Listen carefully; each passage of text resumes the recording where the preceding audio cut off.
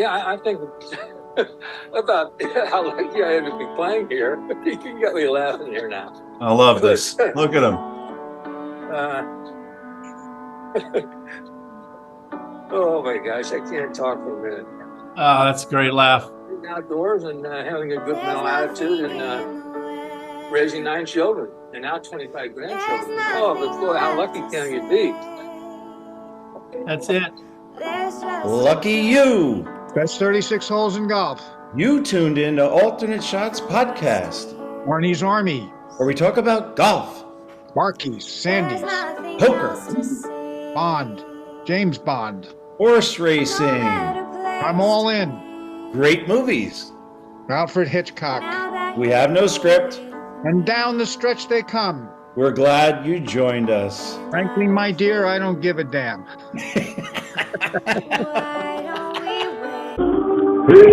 lucky you.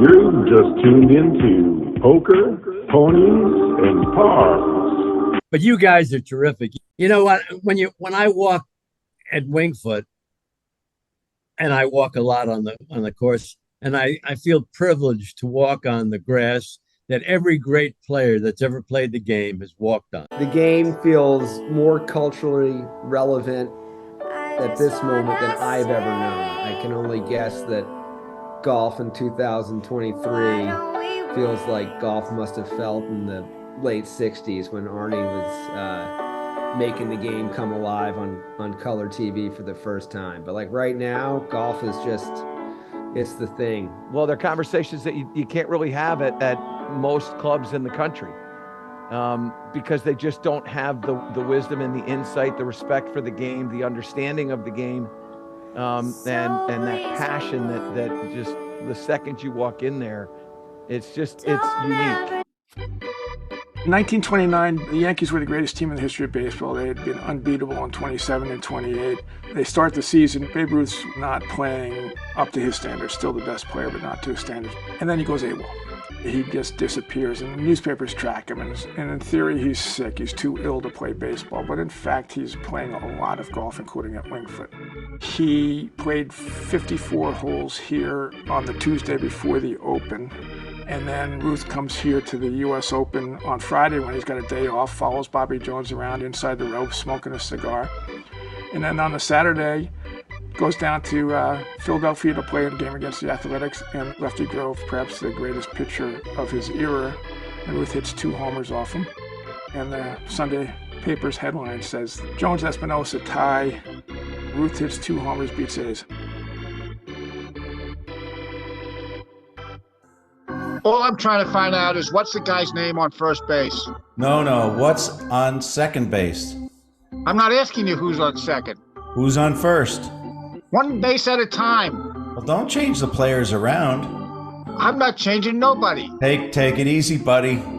I'm only asking you who's the guy on first base. That's right. Okay. I would like to play for the St. Louis team. Well, I might arrange that. I would like to catch. Now, I'm being a good catcher. Tomorrow's pitching on the team, and I'm catching. Yes. Tomorrow throws the ball, and the guy up bunts the ball. Yes. Now, when he bunts the ball, me being a good catcher, I'm going to throw the guy out at first base, so I pick up the ball and throw it to who? Now, that's the first thing you've said right. I don't even know what I'm talking about. Well, that's all you have to do. Is to throw it to first base. Yeah. Now, who's got it? Naturally. Who has it? Naturally. Naturally. Naturally.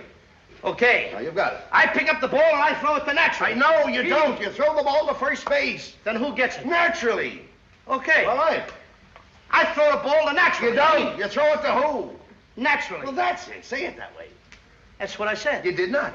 I said I throw the ball to naturally. You don't. You throw it to who? Naturally. Yes. So I throw the ball to first base and naturally gets it. No, you throw the ball to first base. Then who gets it? Naturally. That's what I'm saying. You're not saying that. Excuse me, folks. All right, I'm sorry. Now I throw the ball to first base. Whoever it is drops the ball, so the guy runs to second. Mm-hmm. Who picks up the ball and throws it to what? What throws it to? I don't know. I don't know. Throws it back to tomorrow. A triple play. Yeah, it could be. Another guy gets up and it's a long fly ball to be called. Why? I don't know. He's on third, and I don't care. What was that? I said, I don't care. Oh, that's a shortstop. Before the Open had begun in 1929, golf was at its highest point ever. Bobby Jones was at the peak of his career, and this was a sporting event that the whole world was paying attention to. He's standing over this putt, 12-foot side hill, downhill, very fast. The green is surrounded by perhaps the biggest crowd a U.S. Open had ever seen. Grantland Rice said that he was the greatest putter he had ever seen, and that was the greatest putt that he had ever seen.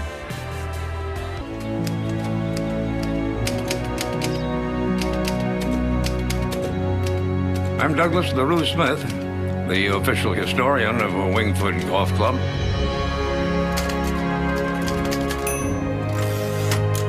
I've devoted much of my life to the history of Winged Foot in this clubhouse right here in this room.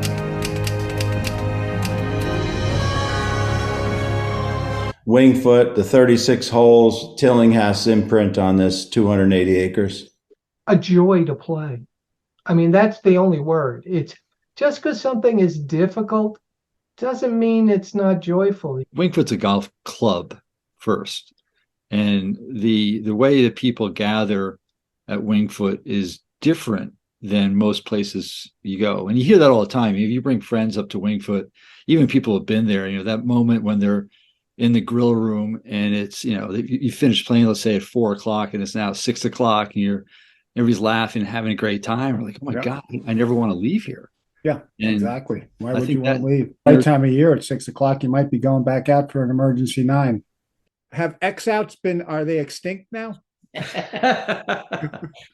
Really, that's a great question. So just to give you the metric, we make 1.3 million golf balls per day. We get back annually less than 12 golf balls that are defective.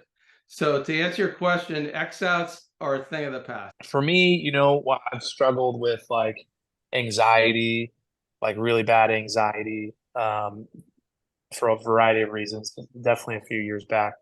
And, I turned to like drinking to deal with that.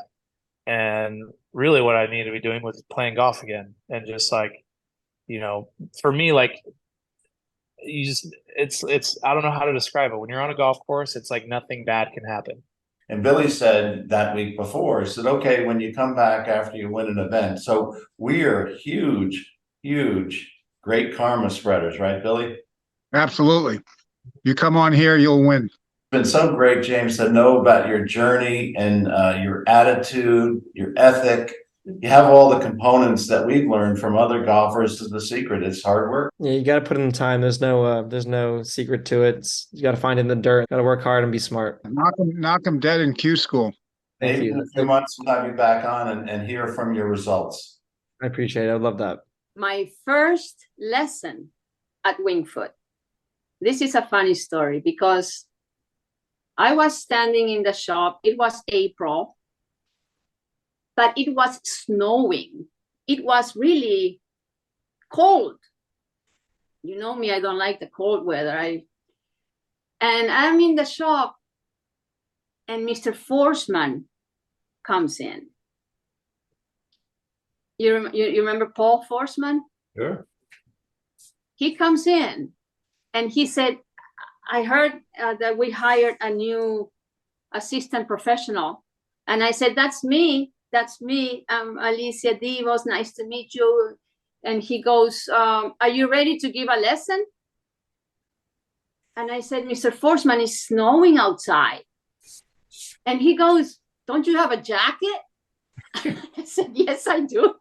So I gave my first lesson to Mr. Forsman on the range. And I was freezing. It was so cold. It was so nice. And we became the best friends. All right, Billy, we are Bobby. back. We are back, Billy. Back by popular demand, right? We're getting a lot of people talking about this podcast. Yeah, and I got to say, it's been several weeks since we started this, so the group behind us is a little annoyed that we're only on the 7th hole. First time you and I ever hauled up a golf course at Winged Foot. I remember it well. I can remember vividly It started the journey to Winged Foot. I lived in Yonkers, and the Mitchells lived in the Bronxville, Tuckahoe area, and we used to carpool with them up to Winged Foot. We would always be telling stories and talking about the day ahead. It was either caddying. Usually it was caddying in the morning and playing in the afternoon. We had an endless amount of energy, and that was part of the magic of Winged Foot. Is it was timeless. You just from dawn to dusk, you just had a great experience as a kid. It's probably my fondest memories. And were you playing already?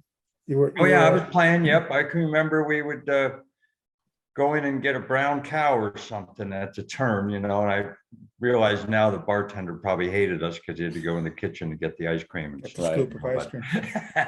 Looking back on it, I bet he hated seeing the Little Harmon kids come in there on Mondays, And I again caddied, but so did Neil Christie, he's won the club championship in a number of tournaments at Wink. Very fine player, even till today.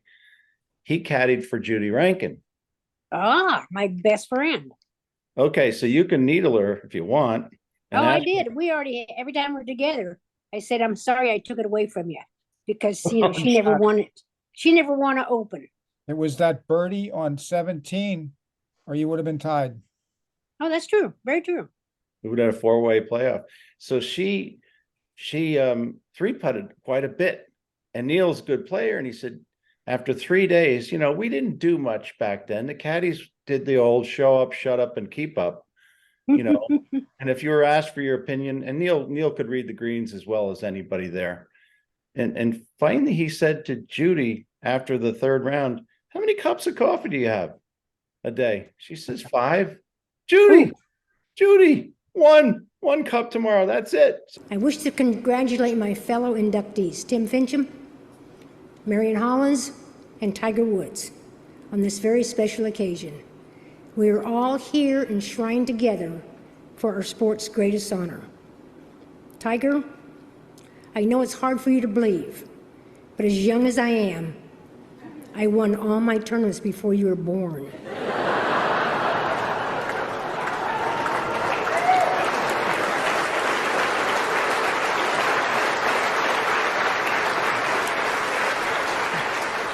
And by the way, Tiger, of my 3 US Opens, the total winnings was $16,000. I was wondering if you'd like to swap checks. Perhaps, if not all, we could do one. Right? Here was Louise Suggs' quote about golf. Golf is like a love affair. If you don't take it seriously, it's no fun. If you do take it seriously, it breaks your heart. And we went up to Saratoga together, and I saw my first catastrophe there where Umbrella Man fell and broke his leg, and it made me sick to my stomach to see. So you get the ups and the downs, but there is no elation like the elation of handicapping a horse race and being right. They take his eyes off him. He nipped me again. Carson's Run is a real gentle teddy bear compared to Keen Ice. So there's different spectrums of horses. Anyway, we're not here to talk about Keen Ice. Let's talk about you've been around the block Breeders' a Cup. couple times, Steve. Who's got a better behind, Kim Kardashian or Carson's Run? Come on, I was looking at the back end of your horse. That's something. Carson's Run's behind is all natural, Bob. All natural. Yeah, but he might not make as much money with it as she does. This is true. The majesty of it and the beauty of it is really hard to capture on television. You've been there, and it's just the most beautiful place on earth. The drama is always amazing. But that was the year Ben Crenshaw won, and I was down there on business. One of the firms that I was associated with took a bunch of people down, and they rented a house, and we had a big barbecue. So there was probably 25 of us in this house the night before at a party. Maybe 8 or 12 of us stayed there. But at this party, we're all telling jokes and everybody's laughing like crazy. And somebody gets the bright idea. Everybody throw $20 in a pot. And the first person that runs into someone they know at the Masters wins the whole thing. Tom, the guy who brought us down there, accuses me of coming up with that idea, which is not that far from the truth, because I knew a lot of guys who were going. So we all get in there. There's like 25 of us. Where do you want to go? We walk past the driving range, and within 4 minutes, hey Billy, how you doing? Guy I knew from Bronxville. I was like, that's about $2,000 in the hat pool. And George was sitting in the pro shop looking who was who, and he knew everybody that came in, all the celebrities and hustlers and raconteurs. So they put a game together with Bobby Riggs, famous tennis player. I think he won the Open in 38 and 39. And Evil. I know what the game was. I was there. It was for 2,000 with $1,000 presses, one down presses, and they played the front nine. Off they go, and Evil wins 3,000. Lowe had 20% of Evil's action. So he says, why don't we play tomorrow before the celebrities and the guests would come. They all liked the idea. 7:30 in the morning, limos show up. Now they're going to play 18 holes for the 4,000 that Bobby lost. I'm standing there, and I'm thinking, I can't believe what I'm seeing. And there was a few other people there. Bobby's playing right-handed, but Robert didn't pick it up. I was the first one that picked it up. I saw him practicing on hitting balls on the range. He shot 74, won 6,000. He was ambidextrous, right-handed. He was a good 5 or 6. Now Lowe's steaming because he knows he got hustled. To hustle a guy like Lowe one time is hard enough. Bobby Riggs says to Robert, I'll give you a chance to get your money back. I'll play you left-handed again, play you even, but you got to give me one free throw. Off they went. Bobby Riggs could put it from 40, 50 yards within 3, 4, 5, 6 feet of the hole. He shot 2 under. He beat him for another 3,000. If you'll remember, he did a commercial one time. They went out to Riviera, and they got on the 4th tee, which is a par 3, to shoot this shot. He was wearing a yellow sweater and gray slacks, and then obviously his traditional white hat. So what happened was he hit 3 balls, Hank said. He bladed the first one, and he said he hit the second one fat, and it was with a 3-iron. And he looked over and he said, okay, roll the cameras, I'm ready. Then he hit the third one dead flush and got it. And Hank said they thought they'd be there all day. He said he hit that ball, got back in the cart, and went back to the clubhouse. He said, is that one the one you wanted? And they go like, well, absolutely. I mean, you just made a perfect swing. So you wouldn't care if all your members threw a few clubs down there? No, they would go get them. So your dad, and what do you feel it in your legs? I feel it in I went to my right leg, and now if I got through this head, like this head was going to come off, I'm going to throw this club head. I'm going to throw this club. So, Billy, we are thrilled to have today's special guest, Mike Burke, son of the famous Jackie Burke Jr., who we're looking at here. We'll talk about that in a moment. He was a longtime assistant pro with Claude Harmon, and he worked with Mo Della Porta. Billy, what do you got to say about this?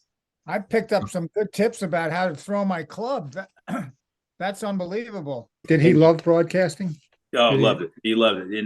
And you know, they did play hard. You know, Chikinian knew how to live hard. Shot all the feet 59 at the tables at Bevel. And my dad was down at the Crosby.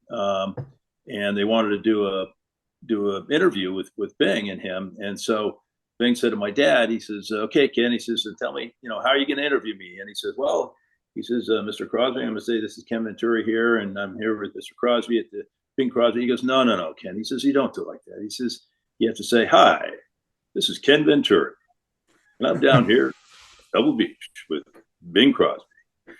And he said, okay. So I think that was a turning point. Golf is golf, and we all know what happens there. Horse racing, I'll go back maybe 3 or 4 years. I was at Saratoga, and I was fortunate enough to get to know Shug McGahee, who's a Hall of Fame trainer. Yep. And this is a big race. It's the Whitney at Saratoga, and Shug invited me to come over to his stable in the morning to check it out, which is, you know, great to do.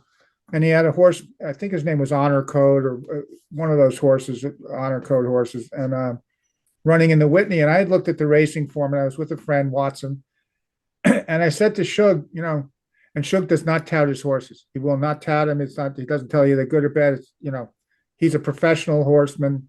He's not a gambler. He gets his horses ready. He's a Hall of Fame trainer. And I said to Shug that day, you know, my hat's off to you because you don't duck anybody. He says, what do you mean?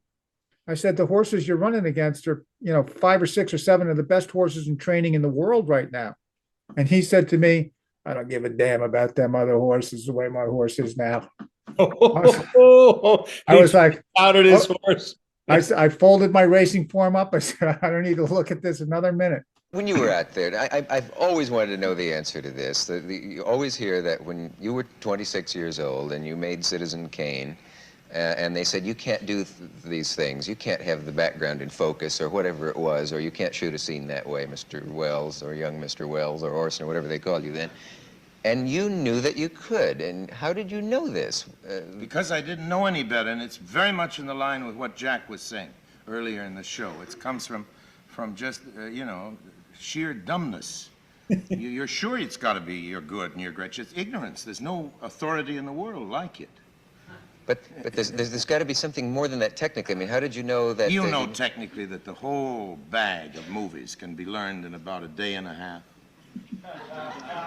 I kid you not. Now, how does it work? How do you do it? You get a guy who knows how to... And then ask him, and that's the end of it. It isn't much harder than taking home movies. It's just about 3 points harder. And all these guys who do it try to make a big mystery of it because that's their living. I think one of Bond's beauties. I'm sorry, but James Bond can't be a girl. 007 can't be a girl. Thank you. 008 can be a girl. Yeah, but 007, that's James Bond. That's a man. It's only going to be a man. Picked up the Polaroid laser beam camera and she started to take a picture of Q and Bond, and they went the other way and she zapped the photograph in front. And you wouldn't have been hearing about Q or Bond much longer in that movie. And Q deserves kudos for, he's one of the longest lasting characters in the series. And even in the newer ones, when John Cleese took over the part, and then the little Harry Potter-like guy in the latest ones with Daniel Craig, it's a great aspect of James Bond. Q Division is just such a great and not spoken about enough, but it's a great part of James Bond. Yeah, the Q. You're thinking of Harry Potter because you're thinking about the pen box, right? 3 and then 2, detonated 3. And then the guy was in... Bond sitting on the side going, oh, maybe, nope, okay. GoldenEye, where the Brainiac computer GoldenEye. I'm invincible. This is the trouble with Harry. John Forsythe is a fabulous actor, and Shirley MacLaine, this is, I think you mentioned, this is kind of her entree into the movies, right? First movie. John Forsythe, who wasn't a big star, but he was a very competent actor. Went on to be Bachelor Father in a TV series back in the 50s or 60s. Then he went on, probably best known for being the voice of Charlie on Charlie's Angels. The acting's great, the plot's good, and it's kind of humorous. They keep digging up the body, putting it back. Nobody knows who killed the whole thing. And you know who else is in that movie is Beaver, Jerry Mathers. He's the little kid. He's the little kid before Leave It to Beaver. He did this. How casual everybody is about the body. Put him in the bathtub. We got to iron his pants. You know, the whole thing it's very good. Being on the Art Linkletter show when I was in first grade. Kids say the darndest things. Yeah. My dad, as you may or may not know, was an actor, and he was on Twin Peaks and had a really nice career. At the time when we moved out to LA, when he'd been the stage manager on Philco Playhouse, which was one of the 3 great anthology drama shows in the 50s. And when all that went away, when they stopped making shows in New York and it was no longer the center of the industry, everybody moved to LA. That's when it all started. And he was working at CBS. So I've always suspected that maybe he said something to the casting person, but they came to my elementary school and interviewed all of us in first grade, and they picked, I think there were 2 of us who ended up going.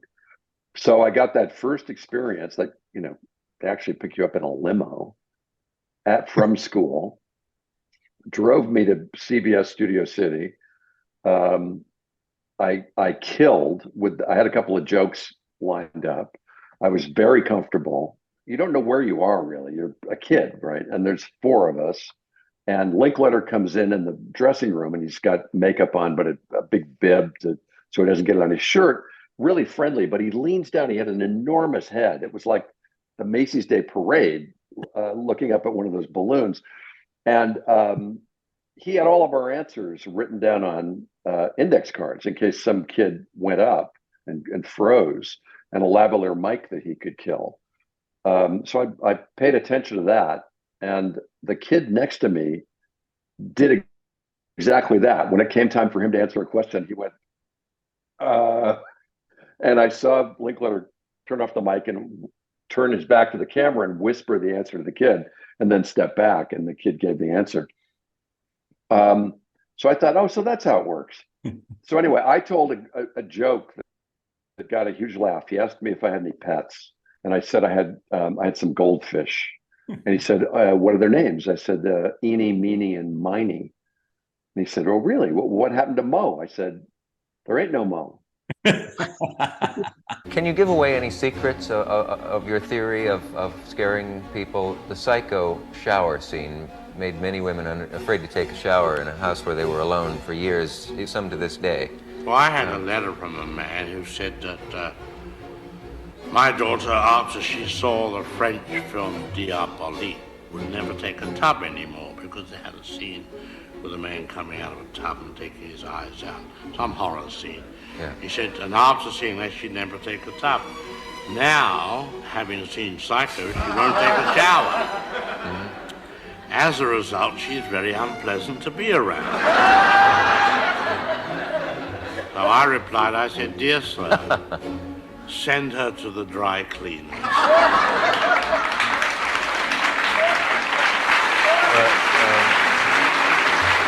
It's awesome to hear the inside golf perspective from somebody who spent a lot of time at this and been influenced by a lot of people. And don't be surprised if we get higher ratings than the Golf Channel with you on here.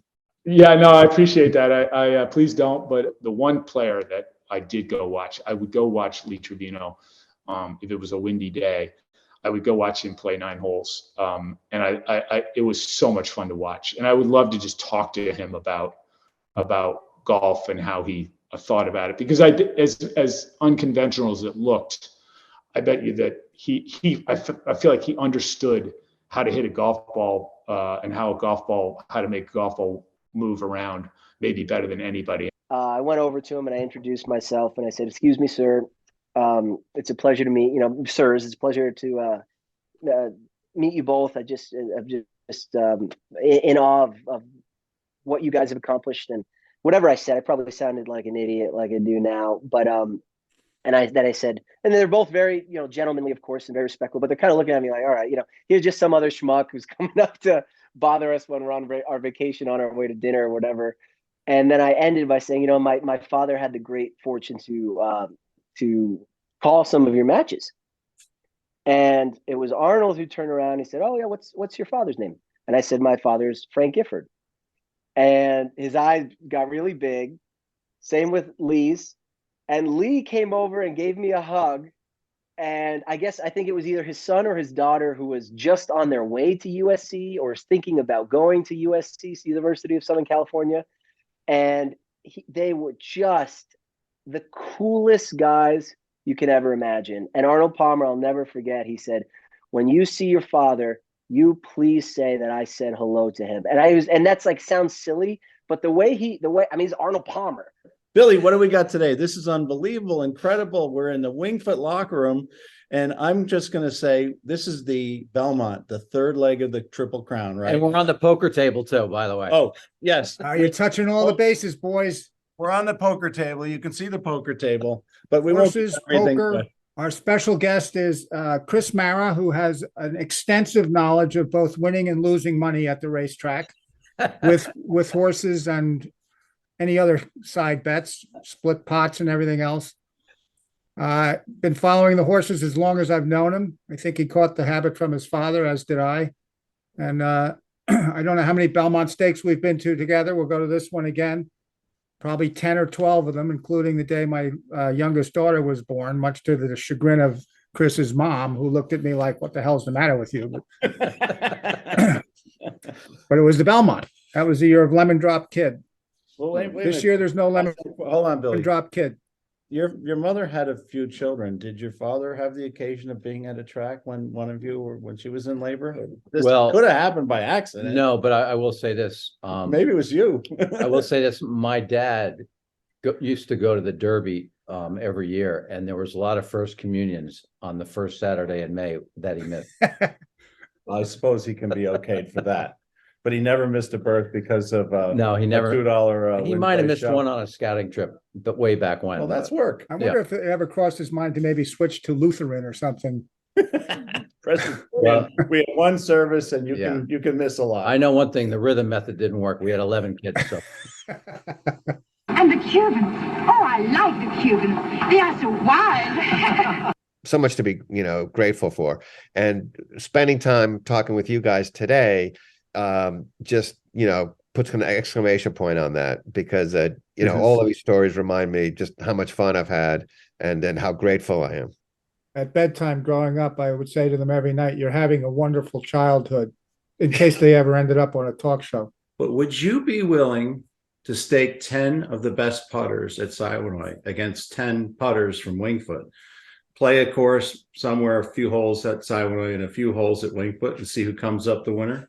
If the Siwanoy guys were allowed to drink before the tournament, I would Absolutely. absolutely. I don't know. Another Collins, if it was another Tom Collins, they might have to put me to sleep. So, when my dad first started caddying, he introduced himself to Gene, and he said, "I'm Pat Collins." He goes, "Collins? You bet you have a brother named Tom Collins." And he goes, "Hey, Tommy knows you." What about Caddyshack, Billy? You know more about Caddyshack than Bill Murray, I think.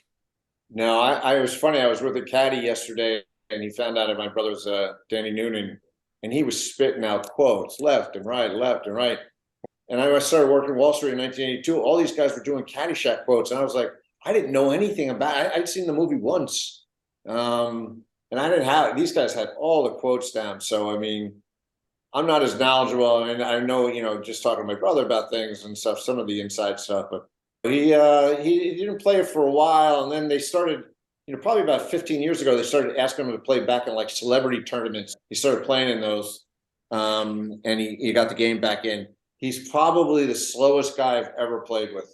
Uh-oh. He got into Zen golf, and I told him at one point, I said, I don't know much about Zen golf, but you got to pick it up a little bit. We played at Wingfoot once, and I was playing with him and Tom Lynette. And Tom Lynette said, "Who's my fourth?" I said, "My brother's the third and the fourth." 7 East. And thank you for that introduction. Hey, Bobby, how does it feel to be talking to us and not having to make people get out of the way so we can tee off? It feels a little different, to be honest. So me and Birdman went out early in the morning, ran around and played 18 holes, and then we get a caddy in the afternoon. And we ended up caddying for George Burns. I don't know if you remember him, the old pro. Yeah, the golfer. Sure. Yeah. He was really, really, at one time he was really good. As a matter of fact, it wasn't that long afterwards. I believe he came in like second or third in the U.S. Open. Yeah. So we're caddying for him, and we had a blast in the morning. We're out there caddying for him. I have his bag, and it was 3 amateurs, and the loop was kind of mundane. It started off very quiet, very slow, and whatnot. And we were excited. So finally, I got to 7 East, and I went to George Burns. I said, I've had enough. Let's have some fun. I said, I bet you $5 in front of the 3 amateurs, you can't par this hole. And he looks at me. And he, I just came in second in the U.S. Open. I said, all right, you want to make it $10? So we get there, and I'm up at the tee. Birdman went out in 4 caddy, and back then you had the persimmon wood, so you didn't hit it the way they hit it today. But absolutely Sunday tattoos. His persimmon drive had to be 280. Right down the middle, and that's when I knew I won the bet. Because the pin was all the way in the back right-hand plateau. And I knew that he was going to try to shut me up and make birdie. So he went after the pin and came up in the middle of the right-hand bunker. And we all know that. The only way you're getting that up and down is if you make the 15-footer. So he hit a great bunker shot, rolled to the left, and then he's got this 15-footer. And I said, you know, we got $10 on this now. You want me to read the putt for you? He goes, leave me alone. Missed the putt. What do they say? Breaks to New York City, right? New York City's to the left. That's right. And City's going to fight it. And the amateurs got a huge kick out of it, and it really kind of made the day, and that's why it's one of my favorite holes. There are two stories basically. Bobby told the story the other day about Bobby Collins told the story about me trying to hit the ball, you know, open the face of the 5-wood and hit the ball on the green because I hit a really long drive. It was easy to hit a long drive because the turf was frozen, but I hit a really long drive and I thought I could get home, and I hit the tree and it dropped in the lake. And I started marching out in the lake, and he said, "What are you, crazy?" I said, "No, we're going out there." Well, he didn't know that I had done that previously. Maybe the week before I hit it over the trees, but it didn't get far enough and it stopped out in the lake. So I walked out in the lake and I wedged it up on the green and made my par. Well, the following week when I hit the one and it hit the tree and dropped down, and that's when I walked out on the ice with him, and he thought I was nuts, but you know, we survived. By the way, it was walking out. If you walk out on the ice, it creaks, and it scared the hell out of Bobby. Yeah, he said when you hit that wedge, he heard the crackle sound. He said, "Oh, that's the end of it." Yeah, please don't hit behind the ball. That's right. And so he was the man. He was. I got along with him really well. He was very funny all the time, kind of like teasing members and stuff. A lot of laughing. I remember. He was the best. And so I remember one of the stories about Sal was when somebody's wife was calling, and Sal would say he's not here, and then the wife finally said, "Sal, when are you going to stop lying to me?" And Sal said, "When are you going to stop asking me?" So it was really funny. Yeah, he would. You know, Mr. Shields. Yep. So Mr. Shields and Mr. Harnett used to play like once or twice a week, every week, and they would come over to the locker and, you know, go into the shower, you know, together, very slow, and then at the end they would say to Sal, "Okay, Sal, so I'll see you." And he kind of like didn't remember when he was gonna come again, so Sal was like, "All right, I'll see you when I see you." Just to clarify something, that story you told about Sal, Mr. Shields, and Mr. Hartnett, you said they went into the shower together. I just want to clarify that they didn't go at into the same time. shower. They went separate showers. They just went into the room together, right? Exactly. Yeah. What I just learned is that the Wingfoot membership owes the Grateful Dead a great deal of gratitude, because there would be no Birdman at Wingfoot if it weren't for the Dead. Well, actually, you could say you could turn it around and say, actually, I owe the Wingfoot membership a lot of gratitude, because without Wingfoot, I would have never gotten any of those concerts. I got one last great story for you. So I'm caddying for Jerry Haas, who's Jay's younger brother, in the Open at Shinnecock, and Billy's caddying for Jay. A guy by the name of Lynn Strickler, who was a legend, was caddying for Curtis Strange, and we're playing a practice round. And Tom Watson joins us. Bruce Edwards is caddying for Tom Watson. So we go out. Watson just joins us. So Bruce stays back on the tee because Watson's still getting his act together. So we go out on the back nine. We're four caddying. And I just come off a Grateful Dead tour. And they look at me and they say, "We know you're holding. Get it out. Break it out." So I pull out a joint. We light it up in the practice round. And Lynn is kind of fumbling around, and he goes to Billy, "Billy, give me a cigarette." And Billy goes, what do you want a cigarette for?" And he says, and he had a voice like Clint Eastwood. He said, "I don't want to have to tell Curtis he's got 138 to the front and have it come out Lebanese. So hand me a cigarette." Just thank you so much for your time and you know, hearing about your the way you handle yourself in tournaments and getting back up when you get knocked down on the bubble. That's all good stuff to know. Hey, listen, if you ever decide to come up, I know you come up to Atlantic City, but if you want to come up further and play around and golf and Winged Foot with us, go on to Foxwoods or back down to Borgata. That could definitely is a possibility. And you are a golfer? Yes, sir. Okay, so you can take my money at the poker table. I'm going to try and take it back on the course. Philly's first trip to Las Vegas, he brought $50, which meant a lot. I also made provisions for a friend of mine to send me $50 the second day, so I know I'd have money the second day. He didn't put it in his other pocket. He didn't trust his hands. No, it would have been gone in an hour. Hi, cheeseburger. Cheeseburger. Right there. You got a smile on your face because you know a million cheeseburgers in any old track. You know, the characters are still all out there. Hey, Trot. Trot. Who you like in the first, huh? Who you like? Like, Come on, tell me. Come on, jeez. Trot, who you like? Come on, tell me. Who you like? Number 4. The number 4. whispering.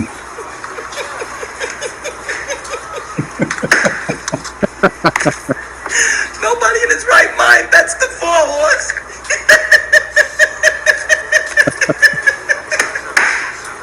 The force is a joke, Trotter. All right. That's a wrap. I'm having a very good day. Why are you laughing? Well, at least we have the laugh to add at the end.